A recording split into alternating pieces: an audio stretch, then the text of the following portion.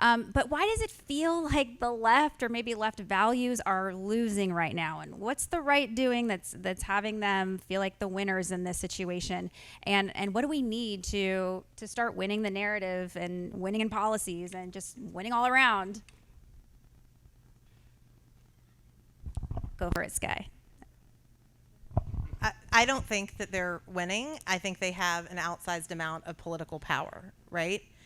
We know, I mean, right now we are seeing parents, teachers, individuals, people of all generations. I mean, from great grandparents to folks in junior high and high school, using their voices in new ways because they're committed to being part of a country and a democracy that's as good as its promise.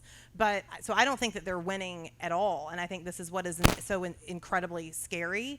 And so then what is happening is they have to resort to two things. They either have to suppress votes, and voter suppression as a policy, which you all know a lot about for those that are local in Texas. Voter suppression as a policy, or voter suppression as a cultural narrative about how they're winning so much and it's all dystopian and so there's no hope. Both of those things can suppress that type of civic engagement. Or they have to resort to institutions in some ways like the courts, where they will try to reverse what they can win in the public square.